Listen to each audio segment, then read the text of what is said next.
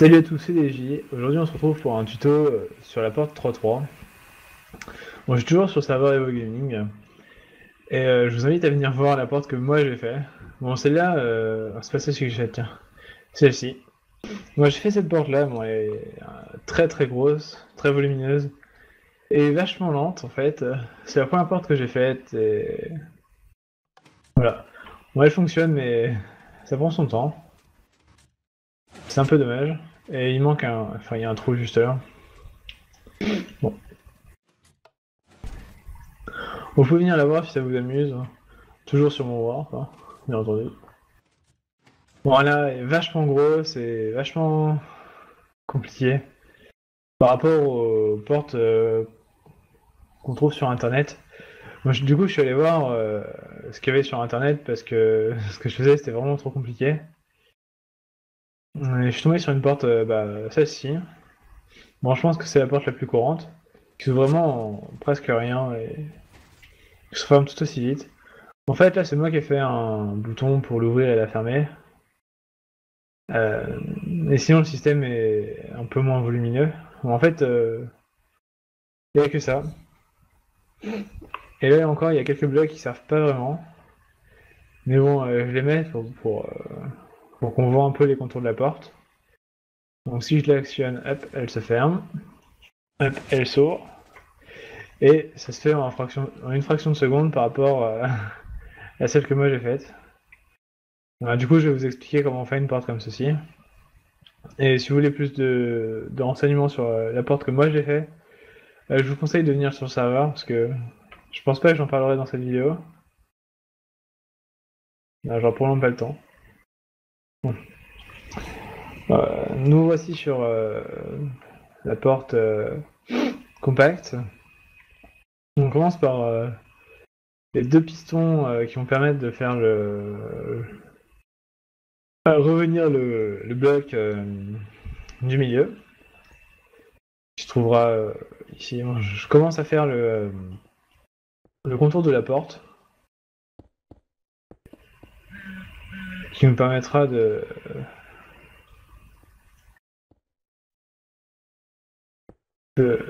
mince.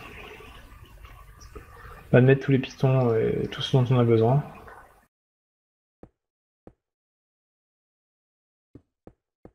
Voilà. Voilà, j'ai mis tous les pistons. Non, je vais commencer à construire la porte en elle-même. Bon. Je vous dirai à quoi servent tous les répéteurs quand je les aurai quasiment tous posés. Parce que celui-là, il permet de faire le retour. Après, voilà. Là, il y a une torche ici. Ici. Et ici. Faut pas oublier la torche qui est juste là, parce que ceci m'a posé pas mal de problèmes. Je vais pas l'oublier quand j'ai fait les portes au début et j'ai quand même pas mal galéré. Alors là, je vais poser le piston qui va me permettre de récupérer le bloc ce bloc quand il va redescendre. Ensuite, mettre un piston en dessous qui permet de générer un signal super court qui nous permettra de. Je crois que celui-là il sert à faire un aller-retour de ces deux-là. Je suis pas sûr, faudra que je regarde. Là, on a déjà une bonne partie de la porte. Voilà. Bon, ça marche toujours pas, hein. Je fais ça division. Mais là, je vais faire le tour de la porte.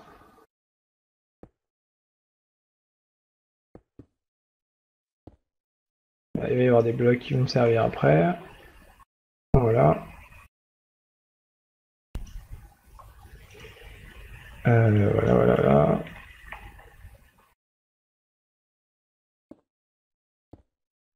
Il y en a qui mettent d'autres blocs ici. Enfin, sur ce piston, mais ça va rien, donc moi je le mets pas. Ouais, ce bloc il fait joli mais il sert à rien. Voilà. Pour activer, en fait, euh, ce bloc avec cette redstone dessus va permettre d'activer ce piston là en diagonale. Voilà, on est déjà pas mal.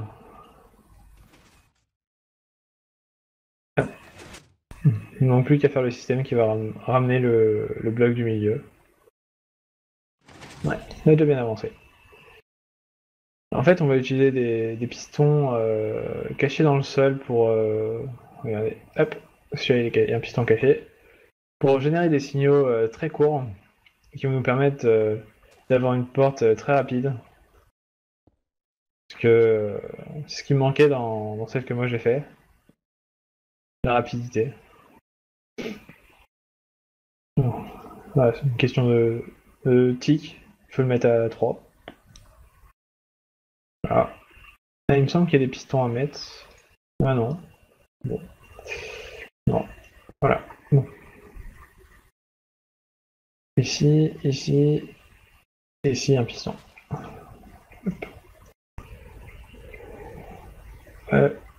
Oh. Voilà. Voilà. Voilà.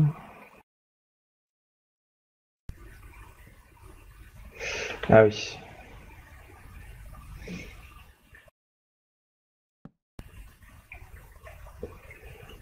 La fameuse torche. Ah, je crois qu'on a fini. Ah non. C'était trop beau. Il manque ceci pour faire le retour. Et avoir. On va faire clignoter celui-là, celui que je vise, de pistons collants pour que ce bloc-là revienne. Bon, on va retenter le coup. Voilà. Et voilà. Il manquait juste ça. Voici la porte finie. Ah oui. En fait, ce répéteur sert à transmettre le courant super court qu'on fait ici pour, bon, je pense, à faire marcher ce piston-là qui permet de tout refaire venir à sa place au début. Voilà. Bon, cette porte n'est pas du tout de moi, mais elle fonctionne très bien. Et elle est très compacte par rapport à celle que moi j'ai fait, bien entendu. Et, on utilise ça dedans pour faire remonter le courant. À la base, ce piston sert juste vraiment à générer un courant très court. Bon, c'est ce que j'en ai déduit. Et voilà. Ah oui. Voilà. Moi, j'ai rajouté ce petit bouton qui permet d'ouvrir la porte et de passer. On peut mettre un bouton en pierre qui rendrait ce qui serait moins visible. Bon. Après, ça dépend des packs de texture, je pense. Voilà. Pour passer dans la porte.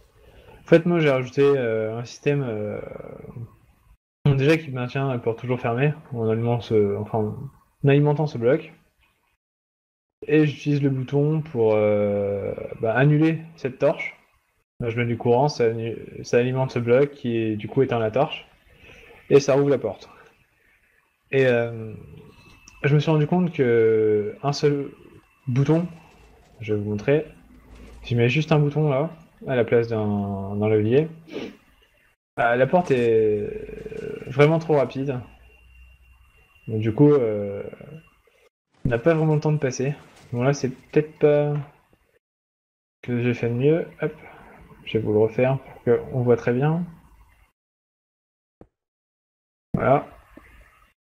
Si je fais ça, la porte est toujours fermée. Quand j'appuie sur le bouton, la porte se referme direct. C'est trop rapide pour qu'on puisse passer.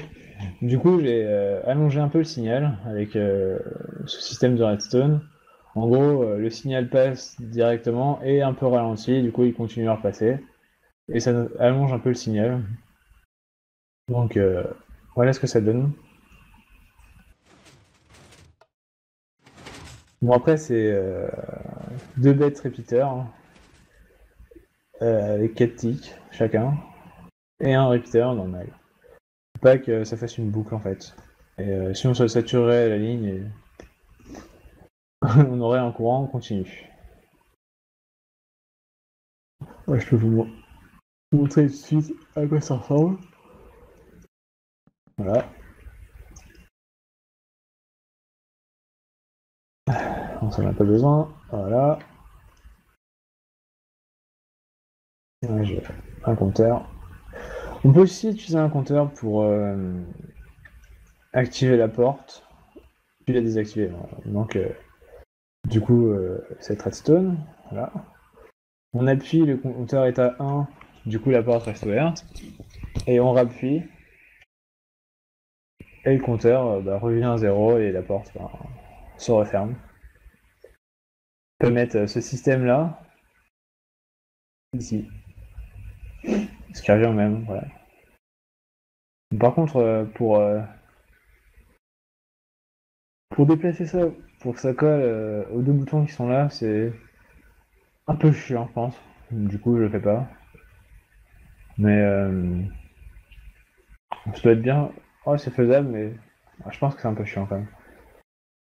Faudrait en mettre deux, en fait. Faudrait mettre deux systèmes comme ça, un derrière chaque bouton, et emmener le courant pour atterrir sur cet endroit-là, du compteur, qui permettrait d'avoir une porte qui s'ouvre et qui se ferme en un clic. On appuie, hop, la porte elle se ferme, enfin elle s'ouvre là, et on a le temps de passer et de rappuyer sur un autre bouton qui va rajouter un signal d'ici et fermer la porte en utilisant le compteur. Voilà. Allez, je voulais utiliser ça. Ouais, je vais vous montrer, hop, avec un piston. Ça, on verra que le piston restera plus actif dans ce cas-là que dans ce cas-là. Voilà, hop, et puis en même temps, on voit que le piston là se baisse d'abord. J'en fais. Et on a effectivement vu que le piston qui était là se baissait juste après, enfin un peu après. Du coup, on voit bien que le signal est agrandi un petit peu, de quelques ticks, je pense. Et voilà. Voilà, c'est tout pour ces petites portes 3-3. Et je vous souhaite une bonne soirée et pensez à vous abonner si c'est pas déjà le cas. Et à bientôt sur le serveur Evo Gaming.